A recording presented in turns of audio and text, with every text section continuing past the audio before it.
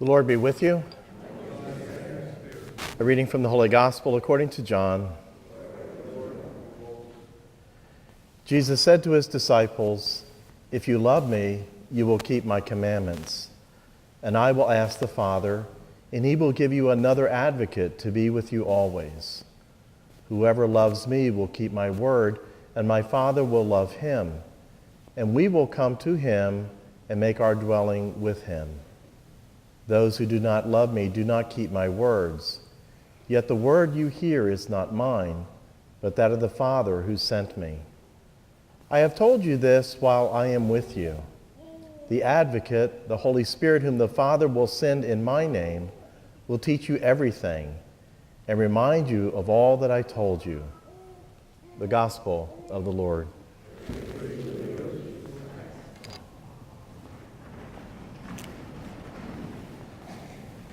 Well, good morning and happy Pentecost. I have to say, in the Stokely household, the Feast of Pentecost really is something that's significant for us. The reason why that is true is that 3 years ago on the Feast of Pentecost, our son, now Father John, celebrated his first Mass.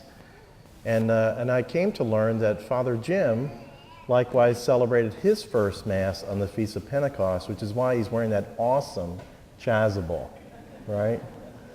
So the Feast of Pentecost, what's that? This little thing? That little thing. Yeah, there's no way that would fit me. It would be about half that size. So the Feast of Pentecost is likewise going to be pretty significant and important for three families. And how fitting it is that we celebrate the sacrament of baptism on this Feast of Pentecost. Because really the Feast of Pentecost is about the Holy Spirit, and these three children, through baptism, as we all did, are going to first receive the gifts of the Holy Spirit that will be later completed and sealed in the sacrament of confirmation. So this is a really awesome day that you'll always remember, as your children, grow up. And I want to congratulate the parents on this day, right? Because whether you realize it or not, you're living out those covenantal promises you made at your wedding. First, to be open to the gift of life, and these children are evidence of that. And also to raise your children as Catholic. So the sacrament of baptism, where original sin is wiped away, where they first receive the gifts of the Holy Spirit, sealed and completed in confirmation, is evidence of you living out those covenantal promises that you made at your wedding day. Now, obviously, these children look really good, right? They do. They're well clothed, and a couple of them are being well fed at the very moment. I can see this, not everyone else can, right? So you're already taking care of their temporal needs, aren't you?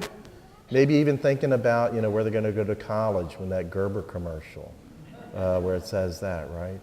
But your evidence and your presence here says that you're thinking about something that's perhaps even more important. You're thinking about their spiritual life, yes? You're thinking about their supernatural soul and thinking about developing their relationship with God, right? And they're going to learn that first and foremost through you, through the example that you give them in your life, in your prayer life, in your relationship with Jesus Christ. As you'll hear in the baptismal rite, the parents are the first and primary teachers of the faith. It's not Father Jim, it's not Deacon Pat, it's not all those folks in religious education. In fact, it is you. And they learn that first and foremost by how it is that, in fact, you yourselves practice the faith. So when I walked by, I noticed that, the babies look great. In fact, I didn't smell anything, right? But that could change, right? And so, what it is that I would encourage you to do, parents, is to always come to every Sunday Mass, right? And bring the children because, they'll get fussy, they do all kinds of things, but so is it for everybody else that's sitting out there, right? So it really is a beautiful thing. So I think it's important that you know what the gifts are that your children are going to receive. And in fact, what we've all received at baptism that was sealed and completed in confirmation. So, we all get the gift of wisdom, the gift of understanding, the gift of right judgment or prudence, the gift of knowledge, the gift of wonder and awe or fear of the Lord, the gift of reverence or piety, and the gift of courage. So God always gives us, through this gift of the Holy Spirit, what we need, and what it is that we need to always do with any gift is understand that we have that, and understand and ask for the grace to use that gift. Use that gift as we live our lives as good Catholic Christians, to use our lives as witnesses of Christ out into the world. And so what we're going to be able to witness here, which is really beautiful, is 3 new persons receiving those very gifts in addition to having that original sin wiped away. Hopefully, my friends, that thought will inspire us to prayerfully reflect upon the gifts that we likewise have received. Maybe take one of those gifts one a week and really pray about how is it that we've used it, how is it that we could use it more effectively, and really ask for that grace, ask for the Holy Spirit to really be active and open to his action within our lives. When we do that, then we're really living out what it is that we're called to do as Catholic Christians, to really be both spiritual and religious in our lives.